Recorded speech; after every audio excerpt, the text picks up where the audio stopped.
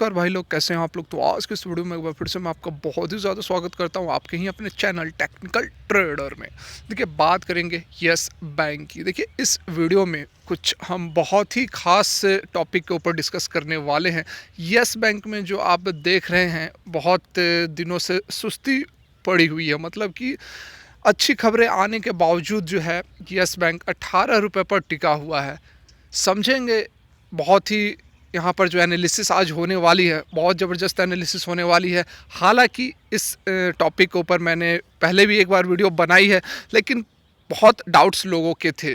तो अब उम्मीद करता हूँ कि लोगों के जो डाउट्स हैं वो इस वीडियो में क्लियर हो जाएंगे। क्यों?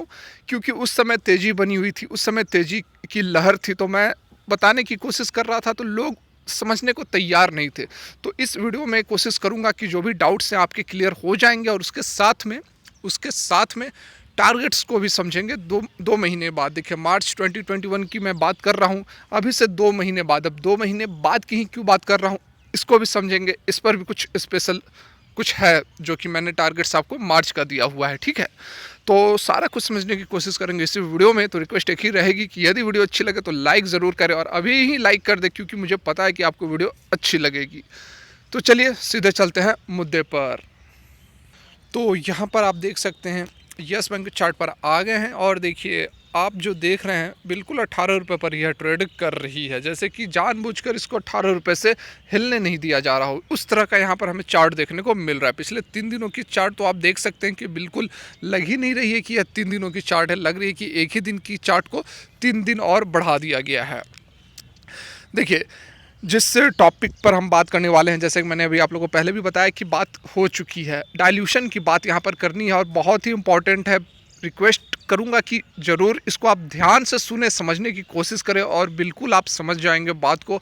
और इस वीडियो को समझने के बाद, जानने के बाद, फिर आपको कॉन्फिडेंस भी बिल्डअप होगा कि आखिर यस बैंक में तेज़ी क्यों नहीं है, और तेज़ी कब तक आ सकती है। आपको होल्ड करना है तो क्यों करना है, इन सब जो आपको डाउट्स है उस पर आप खुद फिर डिसीजन ले सकते हैं। किसी और पे आपको डिपेंडेंट रहने की ज़रूरत नहीं है। फंडामेंटल समझने की कोशिश करें। कोई आपको बता देता है कि टारगेट 100 रुपये है, 200 रुपये है, बस ट्रिक्स के ऊपर, टिप्स के ऊपर, ट्रिक्स के ऊपर ना जाए, खुद अपनी एनालिसिस करना सीखे। तो चलिए आते हैं मुद्दे पर। देखिए, यहाँ पर जो डाइल्यूशन की मैं बात कर रहा हूँ, मार्च की बात है। मार्च में जब इसका एफपीओ इशू हुई थी, उस समय 1250 करोड़ शेयर्स, ठीक है, 1250 करोड़ जो शेयर्स थे वह इशू किए गए थे। अब एक चीज़ आप यह समझ लें कि जो बैंक या फिर किसी भी कंपनी के जो स्टॉक्स होते हैं, उससे स्टॉक का परफॉर्मेंस कैसा है, मतलब कि स्टॉक की प्राइस ऊपर जा रही है या नीचे जा रही है, इससे बहुत ज़्यादा कोई फ़र्क नहीं पड़ती है बैंक को या फिर किसी भी कंपनी पर। मतलब जिस कंपनी का वह स्टॉक है जो कि लिस्टेड है एनएसई या बीएसई पर। क्योंकि देखिए, इसको भी समझना बहुत ज़रूरी है। बहुत छोटी छोटी चीज़ें हैं, लेकिन बहुत सारे लोगों को नहीं पता होता है। आपको होगा, लेकिन मैं जनरल बात कर रहा हूँ, ठीक है। यहाँ पर देखिए, कोई भी कंपनी जब अपनी ये आईपीओ लाती है, तो उस समय जो आईपीओ से उसको पैसे मिलते हैं, बस वही पैसे उसको मिलते हैं। मतलब कि जो भी फंड वह जुटाती है वह अपने काम में लगाती है। उसके बाद जो स्टॉक है वह किस तरह से परफॉर्म कर रही है, स्टॉक की वैल्यू ऊपर जा रही है, स्टॉक की प्राइस नीचे जा रही है या फिर ऊपर जा रही है, इससे बहुत ज़्यादा कोई फ़र्क नहीं पड़ता है कंपनी को, ठीक है। कुछ फ़र्क ज़रूर पड़ता है, ऐसी बात नहीं है कि बिल्कुल भी नहीं पड़ता, लेकिन फाइनेंशियली यदि हम बात करें, जैसा कि यस बैंक की ही बात करें, तो यस बैंक का जो 5 रुपये का लो गया था मार्च के समय, तो उस प्राइस से, स्टॉक के प्राइस जो 5 रुपये का चला गया, तो उससे यस बैंक को कोई फ़र्क नहीं पड़ा। अब यह भी आप समझ लें कि जो स्टॉक का प्राइस है वह कंपनी के परफॉर्मेंस या फिर बैंक के परफॉर्मेंस पर डिपेंड करता है, ठीक है। वो जिस तरह से परफॉर्म करती है स्टॉक का प्राइस, उसी तरह से परफॉर्म करता है। स्टॉक के प्राइस से कंपनी का परफॉर्मेंस नहीं होता है। बात को समझ रहे हैं ना। मतलब कि आपको मेन जो होता है, जो परफॉर्मेंस जिस तरह से रहेगी बैंक या फिर कंपनी की, उसी के अकॉर्डिंग जो है प्राइस, उसका स्टॉक का जो प्राइस है वह डिविएट करता है या फिर मूव करता है। तो जो मार्च में 5 रुपये का लो बनाया था यस बैंक ने, तो उससे यस बैंक को कोई परेशानी नहीं हुई। यस बैंक बैंकरप्ट हो गई थी, दिवालिया हो गई थी, जिसका इम्पैक्ट आपको इसके स्टॉक पर देखने को मिला, जिसके कारण कि 5 रुपये यस बैंक ने लो बनाया था।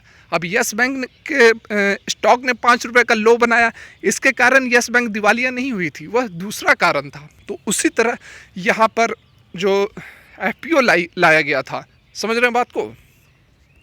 एफपीओ लाया गया, कंपनी को फंड की बहुत ज़्यादा ज़रूरत थी, मतलब उसके बिना कंपनी परफॉर्म नहीं कर सकती थी, यस बैंक परफॉर्म नहीं कर सकती थी। जो आरबीआई के नॉर्म्स थे उस पर वह खरी नहीं उतर रही थी। बैंकिंग सिस्टम के लिए, फाइनेंशियल सिस्टम के लिए जो क्राइटेरिया होती है, सीटी रेशियो जो होती है, कैपिटल एडिक्वेसी रेशियो जो होती है, वो मिनिमम आपको फुलफिल नहीं कर रही थी मार्च में जब एफपीओ आई थी।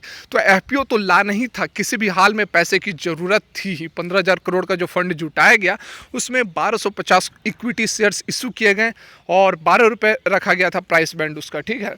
तो उसके माध्यम से यहाँ पर 15,000 करोड़ जमा तो कर ली। यस बैंक की जो अपनी समस्या थी वह तो सॉर्ट आउट हो गई, लेकिन इससे समस्या क्या हुई, बहुत ध्यान से सुनिएगा। इससे समस्या क्या हुई? समस्या यह हुई कि इससे पहले, ठीक है, इससे पहले लगभग 1250 crore equity shares open market में अवेलेबल थे यस बैंक के, जो कि ट्रेडिंग के लिए अवेलेबल थे, उसमें ट्रेड हो रहे थे, ठीक है। उसके बाद सेम उतने ही इक्विटी शेयर्स और इशू कर दिए गए, 1250 करोड़ इशू कर दिए गए और उसका जो फेस वैल्यू था 2 रुपये। मतलब कि इक्विटी कैपिटल जो मैं अभी आपको दिखाऊंगा, उसके बैलेंस शीट पर भी दिखाऊंगा तो आपको क्लियर हो जाएगी। मतलब कि इक्विटी कैपिटल या फिर शेयर कैपिटल जिसे हम बोलते हैं, वह 1250 गुने दो जो फेस वैल्यू थी वह हो गई 2,500 करोड़। तो 2,500 करोड़ और उसकी इक्विटी कैपिटल बढ़ गई, समझ रहे हैं। यहाँ पर देखिए, यहाँ से ये यस बैंक के बैलेंस शीट पर हम आ गए हैं, मनी कंट्रोल के ऊपर है, देख लीजिए यहाँ पर मनी कंट्रोल से यह ली गई है। तो देखिए टोटल शेयर कैपिटल और टोटल ये इक्विटी शेयर कैपिटल यहाँ पर आप देख सकते हैं मार्च 2020 में 2,500 करोड़ के आसपास है, 2,500 करोड़ के आसपास है। और ये जो अगला साल का, मतलब कि इस साल मार्च का जो 21 का जो डाटा हमारे पास आएगा, यहाँ पर 21 का जो डाटा आएगा वो हो जाएगा आपको 5,000 करोड़, 5,000 करोड़ हो जाएंगे आपको टोटल शेयर कैपिटल या फिर इक्विटी कैपिटल। तो देखिए यही बात मैंने आप लोग को पहले भी बताई थी, लेकिन थोड़ी बहुत डाउट्स थी आप लोग को, तो आप समझ ले यहाँ पर ये कैसे 5,000 करोड़ होगी। पहले से यहाँ पर आप देख सकते हैं कि 2,500 करोड़ इक्विटी कैपिटल है या फिर शेयर कैपिटल है, और जो 1250 करोड़ नए शेयर्स इशू किए गए हैं मार्च में एफपीओ में, multiplied by 2 rupees each of face value, तो फेस वैल्यू से मल्टीप्लाई कर देंगे तो 2,500 करोड़ हो जाएगी। और जो अगले साल आएगा वो यहाँ पर 5,000 करोड़ इक्विटी कैपिटल और शेयर कैपिटल यहाँ पर हो जाएगा। तो इसका इम्पैक्ट क्या पड़ा, देखिए कंपनी ने कुछ शेयर्स इशू किए, ठीक है। अब एक शेयर की वैल्यू थी 10 रुपये, अब और उतने ही शेयर इसने इशू कर दिए, तो एक शेयर की वैल्यू कितनी हो गई, 5 रुपये।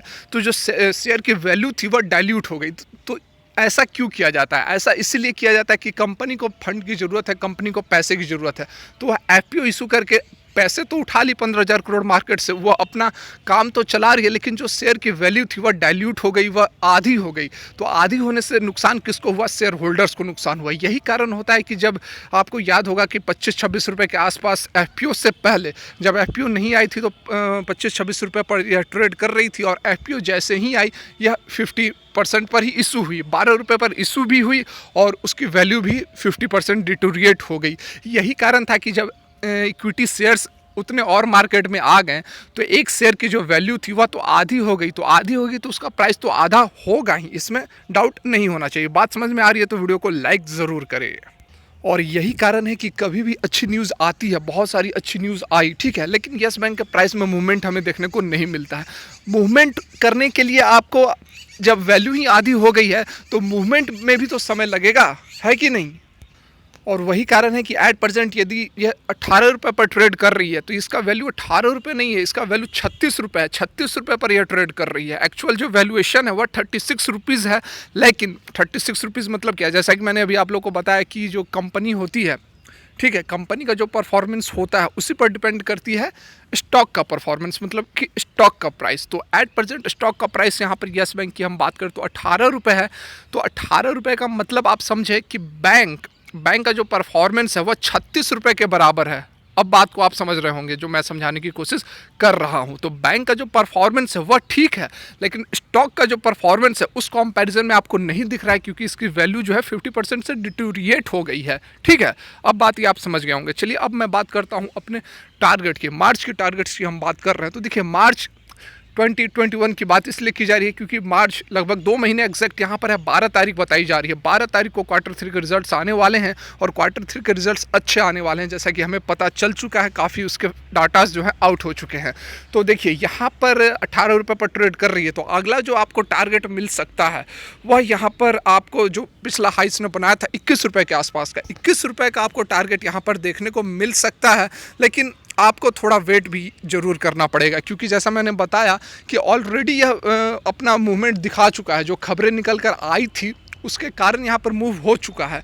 तो यहाँ पर थोड़ा आपको इंतज़ार करना पड़ेगा। हो सकता है कि ये मार्च तक आपको 21 रुपये जा सकता है। 21 रुपये जाना कोई बहुत बड़ी बात नहीं है, लेकिन हो सकता है कि 21 रुपये से ऊपर आपको 2 महीने तक टारगेट देखने को ना मिले। उसके बाद की यदि हम बात करें, ऊपर की ओर की बात करें, तो फिर 23 से 24 रुपये का टारगेट आपको मैक्सिमम से मैक्सिमम मैं बताना चाह रहा हूँ कि मार्च तक आपको 23, 24, 25 रुपये से ऊपर यहाँ पर थोड़ी समस्या लग रही है यस बैंक को जाने में, क्योंकि बाकी जो फैक्टर्स हैं मैंने आपको आज भी डिस्कस कर ली और कल भी डिस्कस कर ली है। और कुछ और भी डाउट्स हों तो आप कमेंट कर सकते हैं। वीडियो कैसी लगी लाइक करें, नहीं अच्छी लगी डिसलाइक करें। वीडियो देखने के लिए बहुत बहुत धन्यवाद। भगवान करे आपका दिन मंगलमय हो।